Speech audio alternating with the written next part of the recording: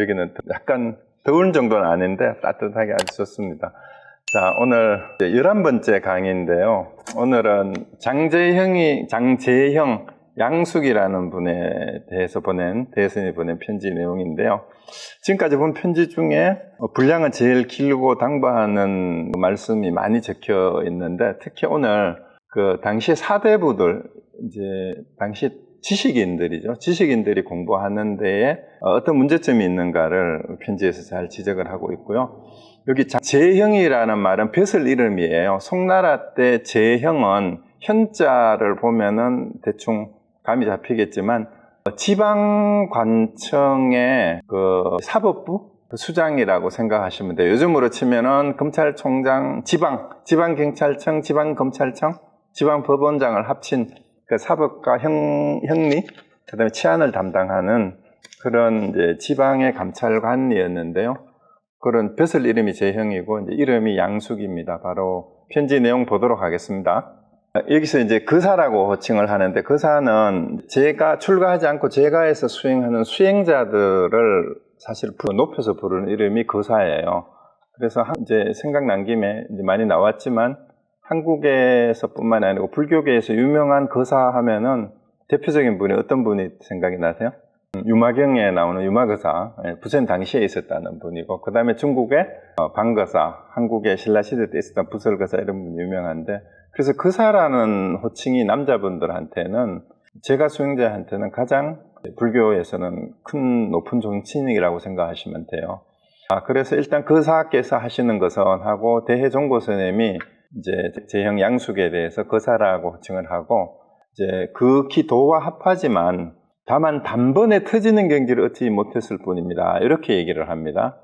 거기 단번에 터진다라는 말이 뭐냐면 중간에 소리가 이상해요? 됐어요? 네네.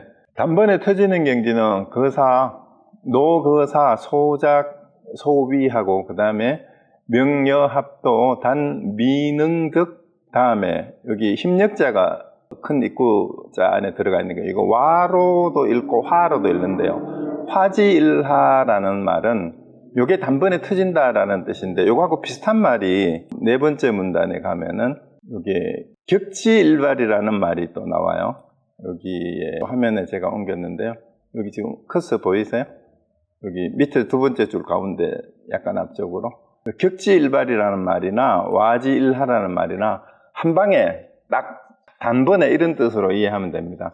그래서 편지를 받고 이게 답장을 하는 거니까 그 사이에 나눈 대화를 미루 짐작하건대 재형 양숙이 공부하는 게 이치에 어긋난 건 아니지만 아직 한번 딱 깨트려서 깨달음은 얻는 경지는 아직 못했다라고 이렇게 얘기를 합니다. 만약 일상에서 인연에 응하여 상응하여 전에 하던 것을 잃지 않는다면 비록 단번에 터지는 경지는 얻지 못했으나 죽음이 닥쳐와도 염라대왕이 마땅히 손을 모고 와서 항복할 것입니다. 여기서 나벌 30일이라는 말은 죽는 날이라는 뜻이고요. 그래서 지금까지 공부해오는 그것만 제대로 지키고 있더라도, 잃어버리지 않느라도 죽었을 때, 죽음이 닥쳐왔을 때 염라대왕 어떻게 할 수 없을 정도로 굉장히 공부가 잘 되고 있다라고 이렇게 칭찬하는 겁니다. 그런데 하물며 한 생각이 서로 맞으면 어떡하겠습니까? 그래서 한 생각이 서로 상응한다는 말은 도와 합치한다라는 말입니다. 한 생각이 깨달음과 상응한다면은 어떻게 했느냐 하면, 지금까지 공부해 오신 그것만 해도 충분히 생사에 흔들릴 정도는 아닌데, 진정한 깨달음과 합치를 한다면 한 생각이 더 나을 나이가 없지 않겠느냐 이 말입니다. 제가 비록 그 행위를 목격하지는 못했지만 작고 큰 것을 잘라 맞게 하여 지나침도 모자람도 없으니 다만 이것은 곧 도와 합하는 곳입니다. 그래서 여러 가지 일들이 잘 지나침도 모자람도 없이 잘 공부를 하고 있다라는 얘기고요. 이 속에 이르러서는 번뇌라는 생각을 낼 필요가 없으며 또한 불법이라는 생각도 낼 필요가 없습니다. 그래서 진짜 도에는 번뇌다, 진리다, 깨달음이다 라는 생각조차도 할 필요가 없다라는 얘기예요. 우리가 흔히 하는 말로 나는 번뇌망상이 너무 많아서, 나는 너무 딴 생각이, 잡생각이 너무 많아서 공부가 잘 안 돼요, 이런 얘기를 하시는 분들이 꽤 많아요. 참선을 하려고 하면은 너무 생각이 많아요 이러는데, 거기에 많은 스님들이 보조국사도 그러고 뭐 다른 분들도 번뇌가 일어나는 것에 대해서 신경 쓰지 말고 깨달음이 늦는 것만은 생각하라 이런 얘기가 있어요. 그래서 문제를 가지고 다투면은 문제하고 싸운다고 문제가 해결이 되지 않습니다. 그래서 문제는 문제로 그냥 내버려 두고 내가 해야 될 일만 하면 된다라는 그런 얘기들을 많이 하죠. 그래서 또 여기는 번뇌다 불법이다라고도 구별할 필요도 없다라는 그 얘기예요. 그래서 불법과 번뇌가 모두 밖의 일입니다. 자, 여기서 이 말을 하는 이유는 불법이 깨달음인데 부처님의 진리고 가르침인데 왜 밖의 일을 하느냐. 진리다, 부처님의 가르침이다 하는 것이 지식으로 있을 때는 그게 내게 아니고 밖의 일이고 남의 거예요. 그래서 불경을 아무리 보고 여러 가지 수행 방편이 있다고 그것을 하는데 내 안에서 일어나는 것이 되지 않고 그것이 어떤 목표를 바깥에다가 두고 추구해야 되는 것일 때는 그것은 목표가 대상이 되어버려요. 깨달음이라고 하는 목표를 정해놨는데 그 깨달음이 내 밖에 있는 추구해야 되는 어떤 목표라고 상정을 해버리면은 그거는 바깥의 일이 된다 이 말입니다. 그래서 또한 밖의 일, 그런데 여기서 또 밖이라는 일도 생각하지 마십시오. 그 밖이라고 얘기하니까 그럼 안쪽으로만 살펴야 된다 그랬는데 그때 제가 몇 번 인용했던 그 유명한 얘기가 있죠. 그 유명한 오토마이어인가? 그 천주교 신학자인데 그분이 1980년대쯤인가? 90년대인가? 한국에 세계 종교 학회가 열렸는데 천주교 신학자인데 이분이 이제 학회에 참석을 했다가 그 학회 며칠 전에 입국을 해가지고 그때 당시에 80년대 통도사 극락암에 계시던 경봉 스님을 찾아뵀어요. 그때 당시에 살아계시던 스님 중에 아주 큰 스님이라고 유명했던 분이니까 소개를 했나 봐요. 그래서 이제 이분이 경봉 스님한테 이제 인사를 하니까 찾아뵙고 그래서 어디서 누구시냐 이러니까 이제 신학자라고 얘기를 하니까 신학자가 뭘 하는 건가 물었어요. 그 신에 대해서 연구하는 사람이다 이러니까 신이 어디에 있는고 경봉 스님이 이렇게 물었대요. 그러니까 이분이 이제 불교 뭐 유명한 신학자니까 또 스님을 찾아뵀으니까 불교에 대해서도 상당히 지식은 있었겠죠. 그래서 내 마음 안에 있습니다. 이렇게 얘기를 했대요. 신이 어디에 있는고 경봉 스님이 이렇게 물으니까 오토라는 신학자가. 그러니까 내 마음 안에 있습니다. 이렇게 경봉 스님이 바로 안팎이 없느니라 이렇게 얘기했다라는 그 유명한 일화가 있어요. 그래서 그 오토마이어가 그때 세계 신학 대회를 한국에서 할 때 학회의 키노트 어드레스 그러니까 기조 연설을 했어요. 학회 처음 시작하는 그때 자기가 한국 학회에 참석해서 진짜 큰 깨달음을 얻었는데 바로 경봉 스님을 만나서 신이 어디에 있느냐고 물었을 때 안팎이 없느니라는 그 외침에 정신이 번쩍 들었다. 그래서 우리 이번 한복 방문에서 정말로 가장 큰 교훈을 얻었다라고 했다라는 그 일화가 실제로 있어요. 그래서 이게 안팎을 얘기하지 마라. 밖에서 찾지 마라. 밖에서 찾지 마라. 그러니까 근데 여기에서 보세요. 또한 밖의 일이라는 생각도 하지 마십시오. 라고 이제 얘기를 하는 게 안과 밖을 나누는 것도 분별심이다라는 얘기예요. 그래서 다만 돌이켜 살펴보되 이와 같이 생각하는 놈은 어느 곳으로부터 왔는가. 이게 하드예요. 지금 우리가 이 강의를 이제 서장의 내용을 편집글을 쭉 읽으면서 같이 보고 있잖아요. 그래서 제가 이야기하는 것을 여러분 듣고 있는데 이와 같이 말하는 놈은 어느 곳으로부터 왔는가? 이와 같이 듣는 놈은 어느 곳으로부터 왔는가? 이걸 물어보시면 됩니다. 그게 지금 여기에서 내가 공부하는 방법이에요. 그 다음에 자기 할 때는 무슨 모양이는가? 내가 무슨 일을 할 때는 또 자기를 이미 마치고 나서는 나의 마음의 뜻을 따라 두루 하지 않음이 없으며 모자란가 남은 것 없으니 바로 이러한 때에 누구의 은덕을 입는가? 그래서 이제 뭐냐면은 내가 뭘 할 때 하려고 할 때 하는 것이 이게 어떤 모습인가? 그 다음에 어떤 행동을 하고 나서 내가 뜻에 따라서 다 못하는 게 없었어요. 모자람도 없고 남음도 없고 다 했는데 그러한 때에 이 말입니다. 그러한 때에 이것이 누구의 은혜인가? 누구의 덕인가? 내가 이렇게 할 수 있는 게 여기서 핵심이 누구냐? 그 다음에 똑같은 거예요. 이 생각하는 놈은 어디에서 왔는가? 그 온 것이 어디인지를 알아야 되고 그 다음에 이렇게 행동을 하고 행동을 마쳤을 때 이것이 누구인가예요. 누구인가? 이것이 누구 덕분에 이렇게 할 수 있는가 하는 것을 생각해 보라 이 말입니다. 그래서 이와 같이 공부하기를 오래오래 하다 보면 마치 사람이 할 쏘기를 배워 자연히 적중하게 되는 것과 같을 것이다.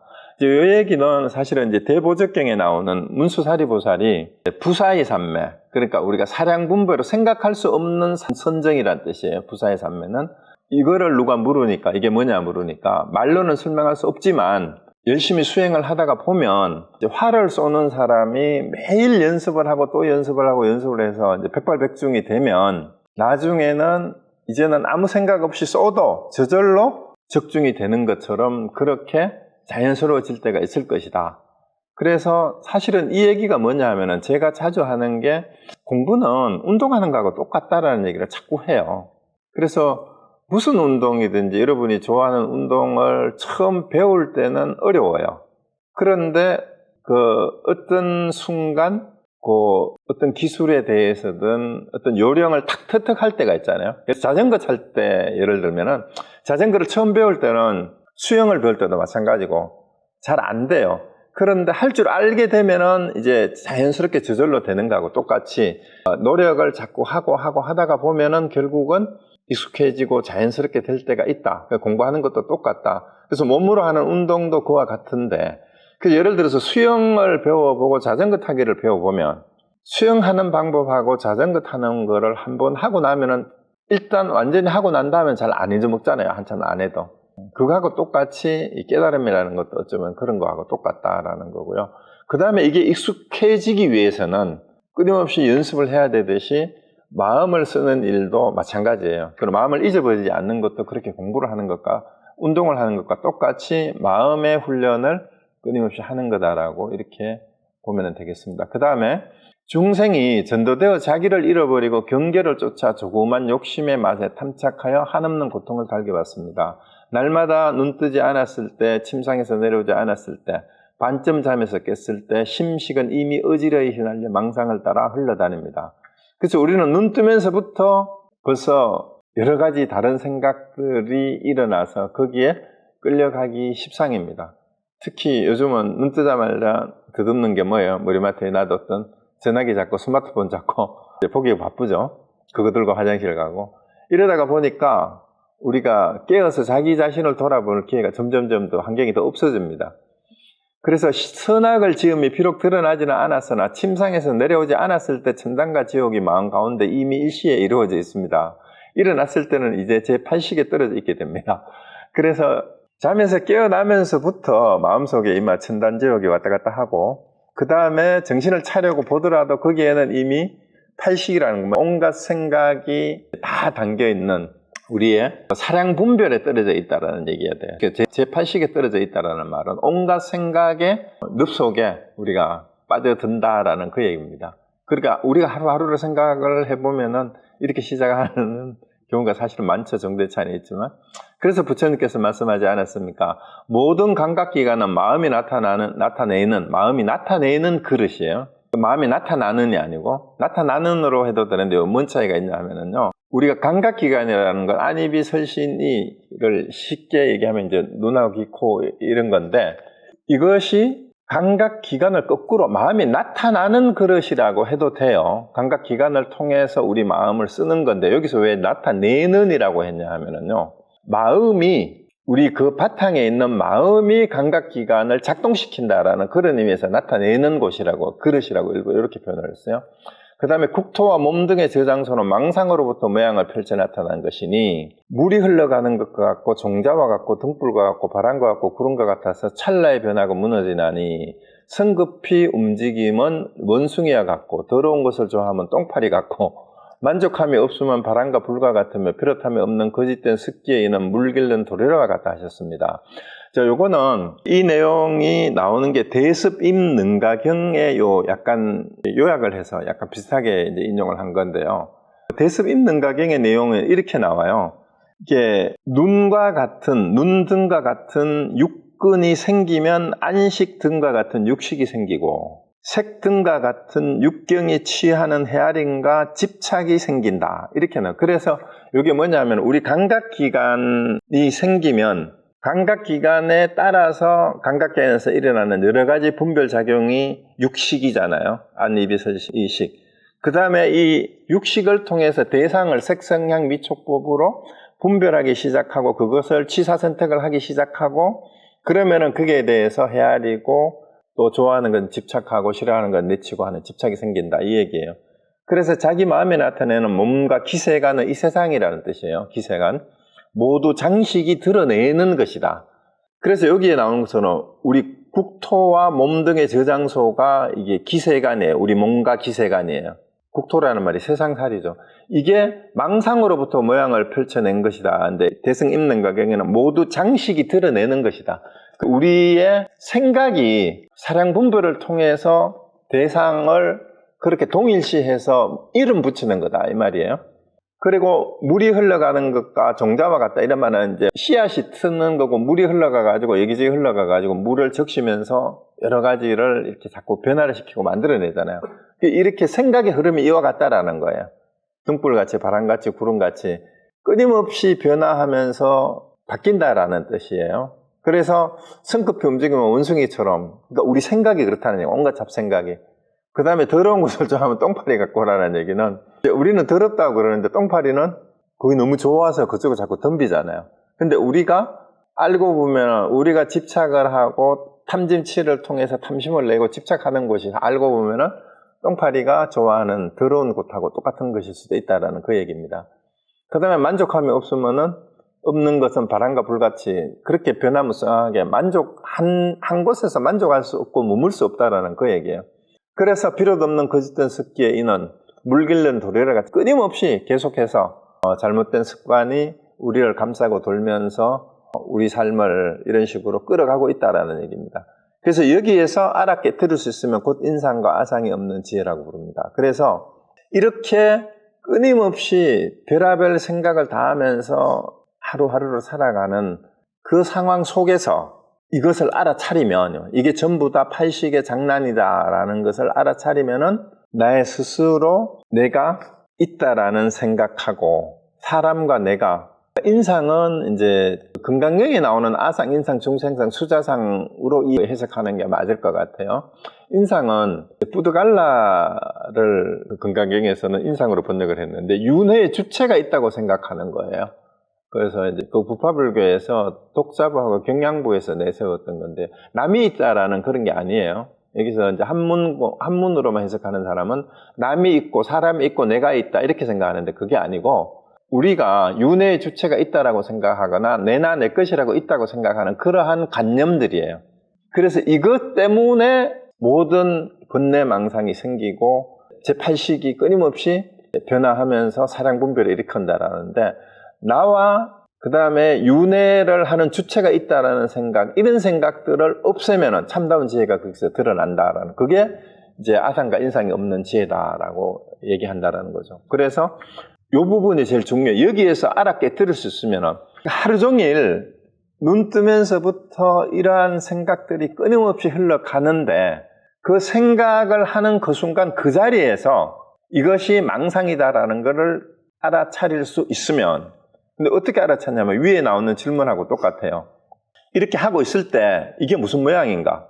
그 다음에 이렇게 하고 있는 거예요. 자기를 이미 마치고는 내 마음의 뜻을 따라 두루하지 않음이 없으면 요거요. 모든 생각에 따라서 이것이 굴러가는 것을 안다면 이 말이에요. 그래서 이런 모든 것들이 어디서 오는가라는 걸 알게 되면은 전부 다 내 마음의 장난인 줄 알아야 된다라는 그 얘기입니다. 그래서 이제 밑에 보면 마지막 문장 천당과 지옥이 다른 곳에 있는 것이 아닙니다. 다만 본인의 반쯤 깨어 아직 침상에 내려오지 않았을 때 마음 가운데 있는 것이지 밖으로부터 온 것이 아니다. 천당 지옥이 전부 다 자기 마음 가운데서 온 거다. 그리고 일어나고 일어나지 않았을 때 잠이 깼을 때와 깨지 않았을 때 간절히 비추어 보되 비추어 돌아볼 때 또한 그것과 힘을 써서 다투지 마십시오. 다투려 하면 힘을 낭비하는 것입니다. 그냥 돌아볼 뿐 왜 이렇게 안 되지 하고 이걸 다투지 말라는 얘기예요. 헛개비하고 싸워봤자 환상하고 싸우는 거하고 똑같은 거예요. 있지도 않은 그림자하고 싸우는 거나 똑같은 거단 말이에요. 이 자체가 자기 착각이니까. 그래서 여기서 눈 뜰 때부터 그래서 아침에 의식이 돌아올 때부터 내가 또 한 생각을 일으켰구나. 그래서 저는 이것을 가장 잘 알아채기 쉬운 방편 가운데 하나가 바로 화두 가운데 제가 꼭 해보라고 기회 있을 때마다 말씀드리는 수미산공안이에요. 수미산공안. 수미산공안의 아침에 깨어날 때부터 수미산공안의 이치가 내 안에 들어와서 생각이 일어날 때 제가 일어난다. 그러면 생각이 일어나지 않을 때는 어떻습니까? 하니까 제가 수미산만큼 크다 했을 때 왜 은문 스님이 그렇게 얘기를 하고 대종고 스님은 수미산을 해라. 수미산 하도를 타파해야 된다. 이 얘기가 전부 수미산공안의 내용이에요. 그래서 수미산공안의 답을 알고 내가 또 이런 생각을 했구나 하는 것을 안다면 그거를 비춰보기만 한대요. 그냥 비춰보기만 하면. 그러면은 그 생각하고 다툴 필요도 없고 다툴 힘을 낭비할 필요가 없이 바로 깨어서 일상을 깨어있는 삶으로 시작할 수가 있는 겁니다. 그래서 수미산공안 대답 안 하신 분들은 꼭 하시고요. 대답하신 분들은 그걸 하루에 100번이든 몇 번이든 이런 생각이 일어날 때마다 생각이 일어나는데 생각하고 싸우려고 하지 말고요. 생각을 없애려고 하지 마세요. 생각은 그냥 두고 내가 또 생각을 했구나 하고 그게 잘 안 되면 수미산공안에 하도 문제를 되뇌이시면 돼요. 되뇌이시다가 보면은 그 생각이 저절로 없어집니다. 그리고 내가 생각을 했구나 하는 거를 바로바로 관찰하고 살펴보게 됩니다. 그럼 싸울 필요가 없어요. 자, 그 다음에 이제 조사께서 말씀하시지 않으셨습니까? 움직임을 그쳐 그침에 돌아가면 그침이 다시 더욱 움직이게 된다. 자, 이게 역설인데요. 이거는 조사는 여기 3조 승천대사를 얘기하고요. 승천대사 신신명리라는 글에서 인용한 거예요. 움직임을 그친다라는 말은 생각이 일어나는 게 움직임이라고 생각하시면 돼요. 여기는 생각이 끊임없고 뭘 자꾸 해야 되잖아. 우리는 가만히 있지를 못해요. 어느 스님 책 제목에 멈추면 비로소 보이는 것들 했는데 우리는 멈추지를 못해. 그냥 앉아있을 때도 멈추지를 못해. 생각을 멈추지를 못한단 말입니다. 그런데 이 생각을 멈춘다고 이 생각이 자꾸 일어나는 걸 그쳐서 그치는데 또 집착하면 이 말이에요. 그침에 돌아가면 그침이 다시 더욱 움직이게 된다. 그쳐야지 하는 것만 이게 왜 움직임이 되냐 하면은 생각이 일어났어요. 생각을 없애야지 하고 생각을 하면 어떻게 돼요? 생각을 그쳐야지. 자, 그쳐야지. 자, 이렇게 하면 어떻게 됩니까? 어떤 생각이 일어났어. 한 생각이 일어났는데 이 생각을 그쳐야지 하면은 또 무슨 생각이 일어났어요? 생각을 그쳐야지 하는 생각이 또 일어난 것뿐이에요. 이걸 이해하셔야 돼요. 그침에 돌아가면 그침이 다시 생각을 그쳐야지 하는 생각이 또 계속 일어나요. 생각을 하지 말아야지 하는 생각을 자꾸 하는 거예요. 생각을 하지 말아야지, 생각을 그쳐야지 하는 것도 생각이에요? 생각이 아니에요? 그것도 생각이에요. 생각을 그쳐야지 하는 생각으로 그 그쳐야지 하는 생각이 더욱더 움직이게 돼요. 그러니까 생각을 그친다라는 생각을 하게 되면은 생각을 그칠 수가 없어요. 그래서 뭘 하면 돼요? 생각이 일어난다라는 것을 관찰하기만 돼요. 관찰하기만 하면, 지켜보기만 하면. 그게 알아차림이에요. 알아차리면 없어져요. 알아차리면. 자, 그래서 일상의 번뇌 가운데 점점 힘이 드는 것, 들어진다, 줄어든다 이런 뜻이에요. 힘이 드는 것을 조금이라도 느낄 때가 곧 본인이 힘을 얻는 곳이다. 그래서 일상의 번뇌 망상 가운데에서 더 이상 번뇌 망상 때문에 힘들어하는 것은 점점 약해지고 있다, 줄어든다라고 할 때 공부 힘이 늘어나는 곳이 바로, 공부 힘을 얻는 곳이 바로 그 자리다. 그래서 더 이상 내가 생각이 일어나고 번뇌 망상 때문에는 크게 힘을 빼지 않고 어렵지 않다라는 생각이 들 때가 내가 공부가 될 때다 이 말이에요. 그게 힘을 얻는다라는 말은 그게 공부 힘을 얻는 것이다라는 그 얘기입니다. 그래서 곧 본인이 부처가 되고 조사가 되는 것이면 그 자리가 그렇게 힘을 얻는다라고 생각할 때 그게 바로 부처가 되는 길이 열리는 순간이다라는 거예요. 그리고 곧 본인이 지옥을 변화시켜 천당을 만드는 곳이며 본인이 편안히 앉는 곳이며 본인이 생사를 벗어나는 곳이며 생사를 벗어나는 것도 거기서 시작된다 이 말이에요. 부처가 되고 생사를 벗어나고 해탈 열반에 가는 것도 거기에서 시작이 된다라는 그 말입니다. 그래서 곧 본인이 임금을 요순보다 위에 있게 하는 것이며 요거는 왜 이런 말을 하긴 하냐면은 중국에서 요임금, 순임금은 전설적인 성인 황제잖아요. 그런데 이게 벼슬아치가 신하가 임금을 모시는 이런 입장의 사대부들이 전부 이제 당시에는 이제 벼슬을 하는 사람들이잖아요. 그래서 세상살이조차도 이 말이에요.